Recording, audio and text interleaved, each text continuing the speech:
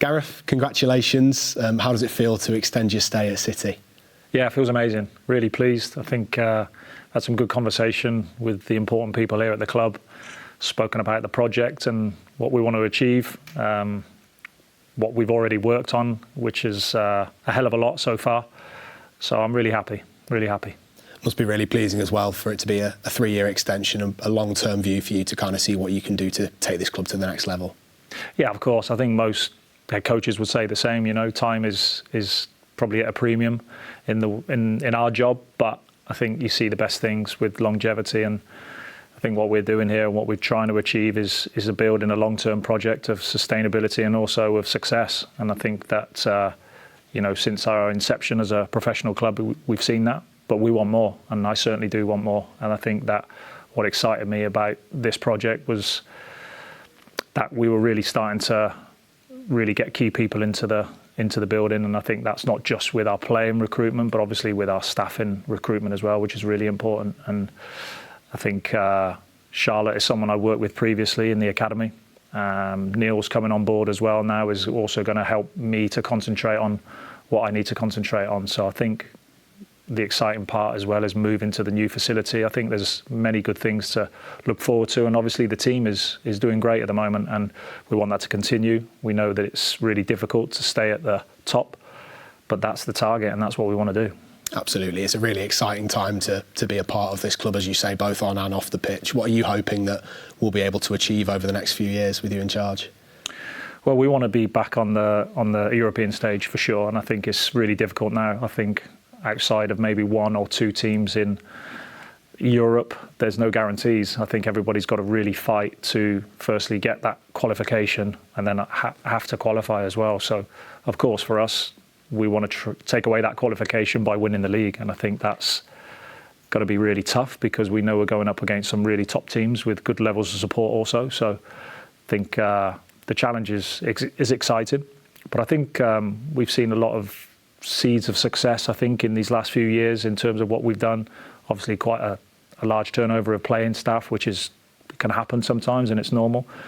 We want to try and manage that as best we possibly can. And like I say, I think some of the people we've got coming into the building now are really going to help us to try and achieve that.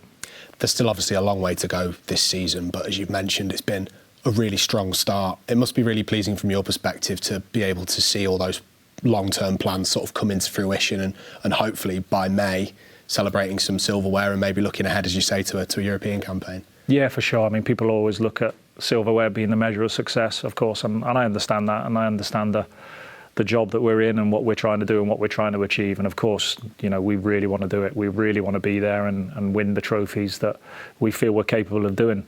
But of course, it takes time, and I think when you look at probably last summer with the one player out, one player in Jill Roord, it was obviously a top player. I think obviously a lot of people would have looked at that and thought, okay, what's Man City's kind of ambition? And you know, our ambition was always to be right at the top, and we've done that, and it's taken a lot of hard work from a lot of people behind the scenes. The players have really bought into what we're trying to do, what we're trying to achieve, and probably similar to what we were talking about before with longevity, I really do see the benefits of working with the same group and the same players consistently over a period of time, because that's when you really start to see the magic happen. And when you're changing a lot and players are coming and you're working with players for maybe a year or 2 years tops, it's really difficult then to probably squeeze out those real qualities that we feel we can get. And what we're seeing now is obviously having players in the building who we've been working with for a while now, who are taking their games to very high levels. We still know that there's more to come, absolutely, from these players. And you know, our recruitment's been good in that respect, that not only are we signing very good players, we're also signing very good people who are open to learning and improving. Absolutely. You mentioned that there about having good people as well as players. Just tell us a little bit about the environment at the club at the moment, because it just seems that it's very positive but also very motivated to keep pushing and keep improving. Yeah, I think we're really diligent in what we do, you know, whether it be playing staff or actual staff who are going to come in and help this environment. You know, what we have created this season, I think even last season, a lot of the players will talk about the environment and how engaging and open it is, and one that's where you feel you can be your true self, and that's really important. And I think sometimes we've had to really look into the personalities of some of the people that we've been recruiting, for sure. We've done our homework. We've spoken to a lot of people who work with these players or staff, because that's really important. And I think what we have created is, you know, a good environment, like I say, for the players. The staffing environment is very good as well. We've got people in there who work tremendously hard, who give up so much of their time to go above and beyond what their actual role is. And I think in any organisation that's going to be successful, you really need that. We'll talk about the on-pitch success and ambitions in a little bit, but you've mentioned already the impact that Charlotte O'Neill and Nils Nielsen, just to name two people, have had. How important have they been to help you sort of take not just the team to a new level, but also to help you do your job to the best of your ability as well? Yeah, really highly. And I think one of the main things they've done is that they've come in and not changed anything too much. You know, they've assessed, they've had a look at it, they've probably seen what we do quite well, and also where maybe there are a few gaps that they could potentially help with. And yeah, I think that's really clever from them. I think Niels has been probably in the building a little bit longer than Charlotte for us, and he's helped in a number of ways. And I think his experience of having been a head coach previously in the women's game is obviously really helpful as well, because you're not just talking to someone who's not been there. And Charlotte, I've worked previously with in the academy, and it was great. You know, she really cares about the women's game, and also she really cares about people. And I think what she'll do is be really clear in our objectives and really clear in what we are capable of doing and maybe what we're not going to be able to do. And that's absolutely fine, because as coaches, we're impatient. We want the best now. We want absolutely everything to be spot on, and you know that's not the case. And I think where we have probably been strong over the last couple of seasons is when we haven't been successful. And I think that's really key, that you've got a group of people who stick together, a group of players that stick together as a group when the going gets tough. That's when you find out a lot about people, because you're not going to get everything going your own way all of the time. Absolutely. Talking about the team, you've mentioned that mentality in the last few weeks, in particular, sort of a newfound determination to really grind out results. Where do you think that's come from? Do you think that's just from, as you've said, having a stable squad that knows each other, or is there something that you maybe feel switched from before? Yeah, I think both. I think it's definitely the continuity of the group. I think it's certainly come from within. Certainly come from within, you know, because you're talking about the same people that maybe in a different situation in the past, they might not have shown what they are showing now. And I think it's all credit to them. And we really push that. We train it as well, which I think is really important. So tweaking a few things here and there in the training program has been significant to help us. I think there's a lot of individual work that goes on pitch, off pitch. You know, we've got good staff here who really connect with players.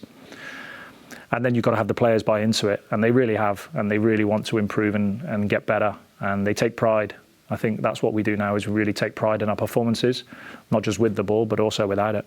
What must be really pleasing as well is you're obviously extending your stay, but a few months ago we were talking about Kiara Keating extending her stay, Yui Hasegawa. Season before there were players like Alex Greenwood, Bunny Shaw, Alana, Laura Coombs.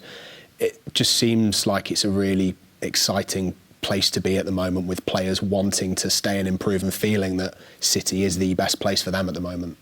Yeah, and it's fantastic. When they do that, it's great, because it's almost a nod to what we're doing as a club, that they feel that they want to continue that journey. And that's really difficult as well, because, you know, the landscape of the women's game has notoriously been, probably just before I started, of 1 and 2 year contracts at best. And what we're trying to achieve now is something different, where we're working with good players for a longer period. Jess Park would be an example, and their journeys can sometimes be slightly different, where she goes out and takes a loan for a season with Everton and comes back and has to be patient and ends up breaking into the team. But we know that there's a player in there, and sometimes their development might be with us, it might be elsewhere. But ultimately there's a purpose behind it in order to get what you want, which is top players. And I think what you're seeing from Jess now is, as an example, is someone who's really bought into what we do and is trying to squeeze the maximum out of what she brings. There's been a lot, but could you pick out a highlight from your time as manager so far? I think, yeah, I don't know. I'm a bit weird in that sense. You know, obviously winning 2 trophies was great, and I think what it does is it validates kind of what we do, and it brings confidence to the team. And then, of course, last season, we were in a really good position at one point, and we just didn't quite have enough of a squad to be able to see it over the line into terms of what we wanted to achieve.